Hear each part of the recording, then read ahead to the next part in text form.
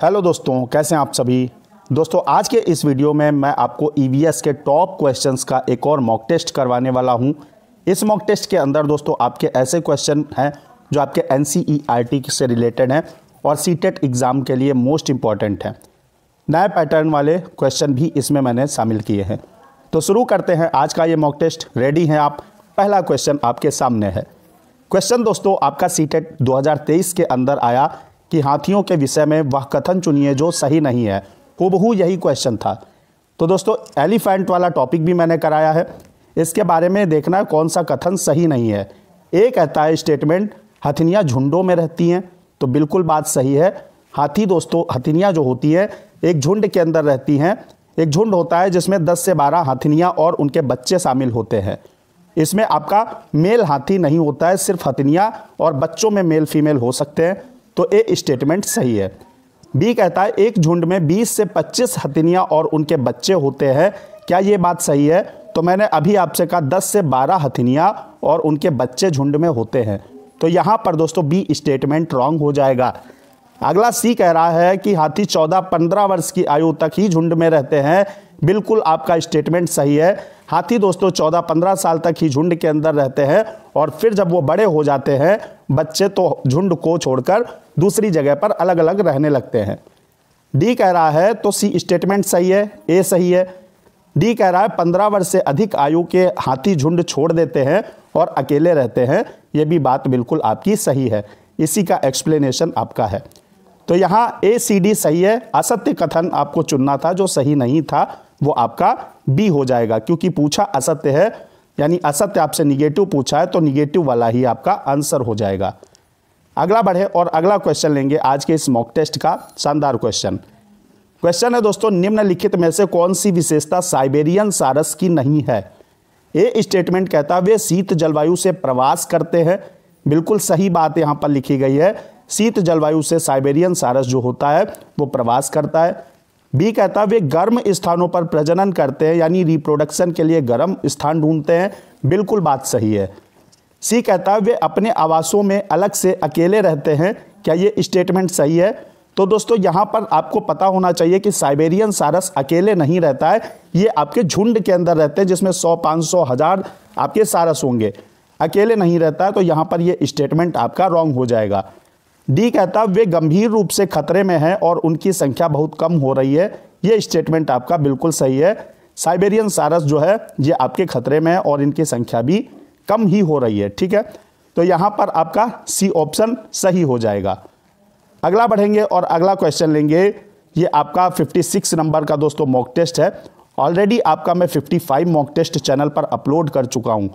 हर एक question important है, देख सकते हैं आप। थर्ड नंबर क्वेश्चन आपका है सर्दियों में ऊनी वस्त्र हमें गर्म रखते हैं, ऊन के ऊष्मारोधी होने का कारण क्या है?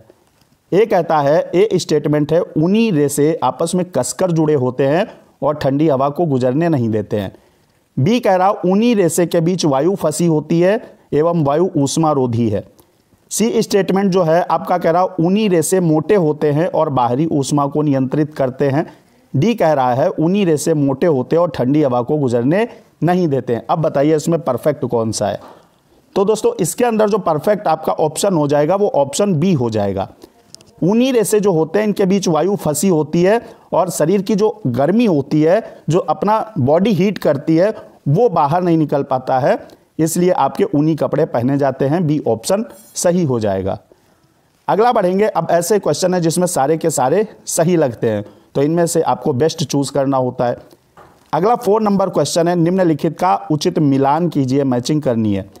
इधर आपके स्टेट्स दिए गए हैं या जगह दी गई हैं और इधर वहाँ का प्रमुख व्यंजन दिया गया है। बताइए। गोवा दोस्तों, गोवा के अंदर आपका क्या है?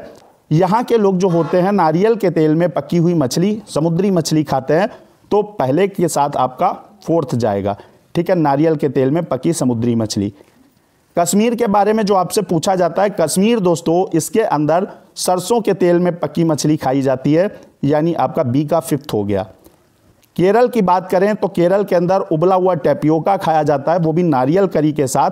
यहाँ लोग जो होता है अपने आंगन के अंदर टेपियोका उगाते हैं और नारियल करी के साथ खाया जाता है। तो ये आपका केरल के बारे में सही हो जाएगा, यहाँ सी का तीसरा जाएगा। हांगकांग की बात करें अगर, तो ये वाली डिश किसको अच्छी लगती है? हांगकांग वालों को। अगर आप में से भी किसी को अच्छी लगती हो तो ज़रूर बताइएगा। हांगकांग में जो है पका हुआ सांप खाया जाता है।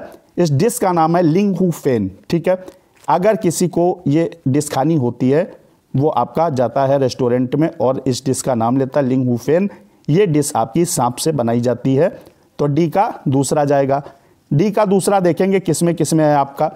पहले वाले में डी का दूसरा है और तीसरे वाले में दूसरा है। यहाँ से कैंसिल कर देंगे, 2 और 4 अपने आप खत्म हो जाएंगे। यहाँ पर सी का तीसरा देखेंगे, सी का तीसरा थर्ड वाले में है, फर्स्ट वाले में नहीं है, यानी ऑप्शन आपका थर्ड वाला राइट हो जाएगा। ये सारे क्वेश्चन आपके मोस्ट इंपॉर्टेंट हैं। अगला क्वेश्चन है, असत्य कथन की पहचान कीजिए, बताइए इनमें से कौन सा सही नहीं है। बाघ मौके के अनुसार अपनी आवाज़ बदलता है, बिल्कुल बात सही है आपकी। बाघ जो होता है वो शिकार करता है तब दूसरी आवाज़ निकालता है, और अपनी अगर फीमेल को बुलाना होता है तो दूसरी आवाज़ निकालता है। यहाँ बड़े बड़े दोस्तों लड़ाकू जो हैं वो भी आप फीमेल के आगे आवाज़ बदल लेते हैं। तो यहाँ पर क्या है, ये स्टेटमेंट आपका बिल्कुल सही है। बाघ जो होता है ये आपका 6 गुना मानवों से यानी मनुष्य से 6 गुना बेहतर देख सकता है अंधेरे में। ये भी बात आपको याद रखनी है। बी है, वयस्क हाथी एक दिन में, एक एडल्ट जो एलिफेंट होता है एक दिन में 200 केजी पत्ते और झाड़ियाँ खा लेता है। ये स्टेटमेंट रॉन्ग हो जाएगा। यहाँ पर एक एडल्ट जो एलिफेंट होता है वो 100 केजी यानी 1 कुंटल आपका पत्ते और झाड़ियाँ लगभग खाता है, तो स्टेटमेंट आपका बी रॉन्ग हो जाएगा। एनसीईआरटी में नंदू हाथी है, उसके अंदर ये आपका नंदू हाथी मतलब चैप्टर है, उसके अंदर ये चीज़ें दी गई हैं। सी कहता है, जानवरों के ऊपर विविध जो डिज़ाइन होते हैं, आपने देखा होगा हर जानवर के पीठ के ऊपर उसकी त्वचा पर अलग अलग प्रकार के डिज़ाइन होते हैं, जैसे बाघ के ऊपर और तरीके के, जेब्रा के ऊपर और तरीके के। ये किसके कारण होते हैं? क्या बालों के कारण होते हैं? बिल्कुल सही बात है, मैंने आपको करा के रखा है टेस्ट के अंदर, 1 लाइनर के अंदर जो एनसीईआरटी फैक्ट दिया है, और जानवरों वाला जो टॉपिक दिया था उसमें भी कराया था। तो ये बात सही है, जानवरों के ऊपर जो डिज़ाइन होते हैं विविध प्रकार के, वो आपके उनके बालों के कारण होते हैं। अजगर 18 घंटे सोता है जबकि जिराफ मात्र 2 घंटे ही सोता है, क्या बात सही है? तो दोस्तों ये भी बात परफेक्ट है। पाइथन जो होता है आपका 18 घंटे सोता है और जिराफ मात्र 2 घंटे में अपनी नींद पूरी कर लेता है। तो यहाँ पर आपका असत्य कौन सा हो गया? बी वाला असत्य हो गया। तो सी वाला, जहाँ पर अगर स्टेटमेंट दिए हैं कोई नहीं, यहाँ पर ए सी डी सही हो जाएगा। ए सी डी है कहीं? यहाँ पर ए सी डी, यहाँ सत्य कथन लिख लीजिए। यहाँ पर असत्य आपका समझ चुके होंगे बी है, बाकी सत्य कथन आपके ए सी डी हो जाएंगे। तो इस तरीके से क्वेश्चन को कर लेना है और आपको 30/30 का स्कोर करना है ईवीएस के अंदर। अगला क्वेश्चन है, जो पशु अंडे देते हैं, पशु या जीव, ठीक है, उनकी निम्नलिखित विशेषताएं होती हैं। उनके बाहरी कान एवं शरीर पर बाल होते हैं। तो क्या जिन जानवरों के शरीर पर बाहरी कान जो बड़े बड़े दिखाई देते हैं और बाल होते हैं वे अंडे देते हैं? ये स्टेटमेंट पूरी तरीके से गलत है। आपने गाय भैंस बकरी को देखा होगा, इनके कान तो बाहर बहुत बड़े बड़े लटकते हैं, शरीर पर बाल होते हैं। ये दोस्तों आपके बच्चे देते हैं, ना कि अंडे। तो स्टेटमेंट रॉन्ग हो गया। उनके आंतरिक कान होते हैं, शरीर पर बाल नहीं होते हैं, ये बात बिल्कुल सही लिखी है। ऐसे जानवर जिनके कान दिखते नहीं हैं और शरीर पर बाल ना हो, जैसे छिपकली हो गया आपका, या स्नेक सांप हो गया, ये सारे के सारे आपके अंडे देंगे, इंक्लूडिंग आपका मगरमच्छ भी अंडा देता है। सी कहते हैं कि उनके बाहरी कान होते हैं, शरीर पर बाल नहीं होते हैं, ये आपका रॉन्ग हो जाएगा। उनके आंतरिक कान और शरीर पर बाल होते हैं, ये भी आपका रॉन्ग हो जाएगा। तो इस तरीके से आपका कौन सा सही है?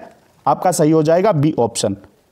अगला बढ़ते हैं, अगला क्वेश्चन लेंगे। और क्वेश्चन क्या है? निम्नलिखित में से कौन सी एक परिवहन की अन्य 4 विधाओं से भिन्न है?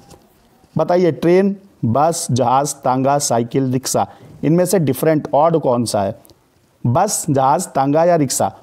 तो दोस्तों यहाँ पर ट्रेन जो है ये ज़मीन पर चलती है, ऐसा तो है नहीं, ट्रेन उड़ती है। बस लैंड पर आपका, ये तांगा, साइकिल, रिक्शा ये सब लैंड से कनेक्ट होकर चलते हैं, और जहाज़ आपका जो प्लेन चलता है वो हवा में चलता है। तो डिफरेंट कौन हो जाएगा? बी ऑप्शन आपका थम्स अप कर देंगे। अगला क्वेश्चन बढ़ेंगे। अगला क्वेश्चन है, निम्न में से जल के विषय में कौन सा सही नहीं है? जल एक सार्वभौमिक विलायक है, इनमें विभिन्न पदार्थों को घोलने की क्षमता है, पदार्थ की तीनों अवस्थाओं में जल विद्यमान होता है यानी ठोस, द्रव, गैस के रूप में, जल का घनत्व 100 डिग्री सेंटीग्रेड पर सर्वाधिक होता है। अब बताइए कौन सा सही नहीं है। तो सार्वभौमिक विलायक है, ये बात तो सही है, पानी में बहुत सारी चीज़ें घुल जाती हैं। इनमें विभिन्न पदार्थों को घोलने की क्षमता है, बिल्कुल सही बात है। पदार्थ तीनों अवस्थाओं में, भाई पानी का आप क्या बना सकते हैं, लिक्विड तो होता ही, बर्फ भी बना सकते हैं और वाष्प बन के उड़ भी जाता है, यानी ठोस द्रव गैस तीनों का गुण हो गया। यहाँ पर सी भी सही है। कौन सा सही नहीं है, जल का घनत्व तो दोस्तों 4 डिग्री सेंटीग्रेड पर सर्वाधिक होता है, यहाँ पर डी ऑप्शन आपका सही हो जाएगा। बाकी के क्योंकि आपसे पूछा क्या है निगेटिव, तो निगेटिव वाला ही हो जाएगा आपका पॉजिटिव, यानी आपका क्वेश्चन के अनुसार सही आंसर। यहाँ पर ये सारे आपके सही हैं, ये वाला गलत है। अगला बढ़ेंगे और अगला क्वेश्चन लेंगे। शानदार क्वेश्चन दोस्तों है, हरप्रीत अपने परिवार के साथ पंजाब, बिहार एवं महाराष्ट्र की एक यात्रा पर गई थी। उसने उन राज्यों के कलाकारों को संग्रह किया, यानी कलेक्ट किया। अब बताइए हरप्रीत के संग्रह को नीचे दिए गए विकल्पों में से चुनिए। अब वो जाती है पंजाब, बिहार और महाराष्ट्र, यहाँ की आर्ट को उसने कलेक्ट किया। कौन कौन सी कलाकारी की जाती हैं, अब बताइए। पंजाब, ये फुलकारी, कलमकारी, मधुबनी, कलमकारी, पटचित्र, वर्ली, फुलकारी, मधुबनी, वर्ली, पटचित्र, कलमकारी या आपका मधुबनी। तो बताइए यहाँ से पंजाब दोस्तों, पंजाब जो रिलेटेड होगा वो फुलकारी से होगा। पंजाब का जो कला आपका संग्रह है, कलाकार है, कलाकारी, वो फुलकारी है। बिहार दोस्तों मधुबनी। अब यहाँ से मधुबनी के बारे में बहुत सारे क्वेश्चन आपके पूछता है, एक ही टॉपिक है, यहाँ से घुमा घुमा कर हर बार आपका क्वेश्चन आता है। ये आपका एक रियल जगह है, आपका मधुबनी डिस्ट्रिक्ट है बिहार के अंदर। और मधुबनी पेंटिंग जिसमें प्राकृतिक रंगों का पूरी तरीके से यूज़ होता है, जैसे हल्दी आपका नील वगैरह हो गया। इसमें जानवरों के, पेड़ पौधों के, पक्षियों के चित्र बनाए जाते हैं, ये भी आपको याद रखना है। तो मधुबनी बिहार से हो गई और वर्ली आपकी महाराष्ट्र से हो जाती है। तो यहाँ पर दोस्तों आपका सी ऑप्शन सही हो जाएगा। नौवारी साड़ी पूछता है, ये आपको याद रखना, नौवारी साड़ी जो है वो भी महाराष्ट्र से रिलेटेड होगी।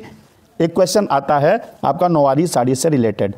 अब यहाँ पर अगर पोचमपल्ली साड़ियों की बात करें तो ये दोस्तों आपका तेलंगाना से हो जाएगा। पोचमपल्ली भी सीटेट का प्यारा सा क्वेश्चन है, तो इसे भी तैयार कर लीजिएगा। सी ऑप्शन आपका सही हो जाएगा। अगला बढ़ेंगे और अगला क्वेश्चन है 10 नंबर। एक अध्यापिका की नियुक्ति महाराष्ट्र के एक विद्यालय में हुई है, वह भोजन के विषय में पढ़ा रही है। यहाँ पर दोस्तों ईवीएस के अंदर 6 थीम होते हैं, उन थीम्स को भी तैयार कर लीजिएगा, वीडियो ऑलरेडी आपका चैनल पर पड़ा हुआ है। 6 मेजर थीम्स होते हैं, इनमें से एक क्वेश्चन जरूर आएगा। वह भरली वांगी का उदाहरण देती है, जो कि एक व्यंजन है।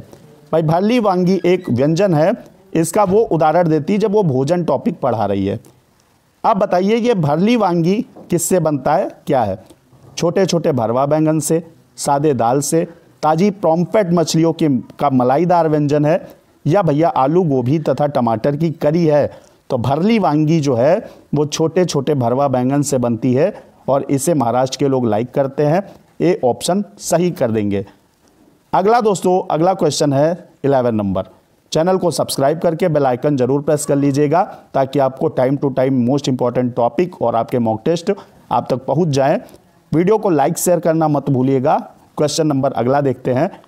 मलेरिया से ग्रस्त व्यक्ति को सामान्यतः लक्षण होंगे, कौन से लक्षण होंगे? मलेरिया मच्छर से फैलता है, इसका पता रोनाल्ड रॉस ने लगाया था, ये भी आपको याद रखना है। तो यहाँ पर मलेरिया से अगर कोई पीड़ित व्यक्ति है उसके कौन से लक्षण होंगे? बुखार के साथ खांसी व जुकाम, दस्त और बुखार, ठंड लगना और बुखार, बुखार और त्वचा पर फफोले। तो अगर किसी को मलेरिया हुआ तो उसको कपकपी लगेगी, यानी ठंड लगेगी और फीवर आएगा, बुखार आएगा। सी ऑप्शन सही हो जाएगा। मलेरिया की दोस्तों जो दवाई है वो सिनकोना पेड़ की छाल से बनती है, इसे भी आपको याद रखना है। कुनैन नाम की दवाई होती है और प्लाज्मोडियम परजीवी होता है, जिसके कारण आपका मलेरिया हो जाता है अगर मच्छर काट लेता है तो सी ऑप्शन सही है। बढ़ते हैं अगला क्वेश्चन। लुइस ब्रेल का एक शानदार क्वेश्चन जो सीटेट में हजारों बार पूछा गया। छोटा है, आपकी ट्राई बॉल हो सकती है, लेकिन यहाँ पर ये मोस्ट इंपॉर्टेंट है। ब्रेल लिपि का उपयोग ब्लाइंड पर्सन के द्वारा किया जाता है, दृष्टिहीन व्यक्तियों द्वारा। इस प्रकार की लिपि जो होती है इसमें मोटे कागज पर उभरे हुए बिंदु बने होते हैं, डॉट बने होते हैं। उभरे हुए होने के कारण जो ब्लाइंड पर्सन होते हैं इन्हें छू कर पढ़ लेते हैं। ये लिपि आधारित है। स्क्रिप्ट कितने डॉट पर आधारित है? क्या 6 डॉट है, 8 है, 10 डॉट्स हैं या आपका 4 डॉट्स हैं। तो ये लिपि आपकी दोस्तों जो आधारित है ये 6 डॉट्स पर आधारित है। ए आपका ए ऑप्शन सही हो जाएगा। छोटा बड़ा क्वेश्चन नहीं देखना है आपको अच्छे से तैयार करना है। अगला क्वेश्चन है, निम्न में से कौन से जीव वस्तुओं को काले और सफ़ेद रंग में देख पाते हैं। अब यहाँ पर कुछ कलेक्शन दिया गया जीवों का, बताइए। चूहा, सांप, कुत्ता, तो कुत्ता आपका रॉन्ग हो जाएगा। यहाँ पर शेर भी काले सफ़ेद में नहीं देखता, ना तो आपका सांप देखता है। बिल्ली, उल्लू, गाय, गाय भी ऐसा कुछ नहीं है। चमगादड़, उल्लू और कांटा चूहा आपका रेगिस्तान के अंदर मिलता है। ये तीनों हर एक चीज़ को क्या करते हैं, ब्लैक एंड वाइट में देखते हैं। डी ऑप्शन सही हो जाएगा। अगला क्वेश्चन लेंगे और अगला क्वेश्चन है, बीजों का अंकुरण किसकी एब्सेंस में, अनुपस्थिति में हो सकता है। यानी किसकी जरूरत नहीं लगती बीजों के अंकुरण में। चने वगैरह खा के बॉडी बहुत बनाई होगी। यहाँ पर देखिएगा क्वेश्चन उसी से रिलेटेड है। सूर्य का प्रकाश, नमी, वायु, मध्यम ताप। तो दोस्तों यहाँ पर जो है मध्यम ताप जरूरी है आपका। एक कपड़े के अंदर कुछ चीज़ें बंद कर दीजिए भिगो करके, यानी नमी भी हो गई, भिगो कर बंद कीजिए और उसे अंधेरे में रख दीजिए, वायु भी होगी, मध्यम ताप भी होगा, नमी भी होगी। अंकुरण के लिए सूर्य के प्रकाश की ज़रूरत नहीं होती है दोस्तों। सूर्य का यानी सनलाइट कब यूज़ होती है, जब फोटोसिंथेसिस का प्रोसेस होता है, पेड़ पौधे करते हैं, वहाँ पर ज़रूरत होती है सूर्य के प्रकाश की, ना कि अंकुरण के लिए। तो यहाँ पर आपका सूर्य के प्रकाश की अनुपस्थिति में बीजों का अंकुरण हो सकता है। ये ऑप्शन सही हो जाएगा। बढ़ेंगे, अगला क्वेश्चन है 15 नंबर क्वेश्चन है, खरीफ की फसलों को वर्षा के मौसम के आरंभ में बोया जाता है।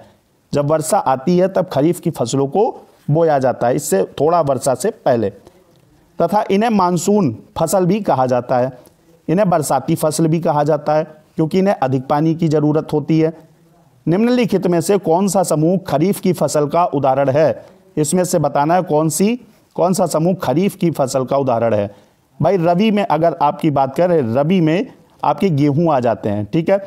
याद रखना है आपको, रबी में 2 अक्षर हैं, गेहूं में 2 हैं, तो ये रबी की हो गई। खरीफ में 3 आपके हैं, याद करने को कैसे भी कर सकते हैं। खरीफ में 3 है तो चावल में आपके 3 हैं, ऐसे आप याद कर सकते हैं। तो यहाँ धान, मक्का, सोरगम, बाजरा, गेहूँ, मटर, सरसों, कपास, चना, गेहूँ, सरसों, मटर, चना, कपास, धान, सरसों। तो यहाँ मैंने आपको बताया गेहूँ जो है रबी की क्रॉप है, गेहूँ वाले 2 ऑप्शन कैंसिल हो गए। यहाँ दोस्तों आपका क्या हो जाएगा, मक्का, धान, सोरगम और बाजरा ये आपके खरीफ की फसलें हैं, यानी ए ऑप्शन सही हो जाएगा। ए ऑप्शन परफेक्ट है। तो आज के इस वीडियो में टॉप 15 क्वेश्चन कराए हैं, आपको मॉक टेस्ट कराया है। अब अपना स्कोर बताइएगा कि आपके कितने क्वेश्चन सही हुए।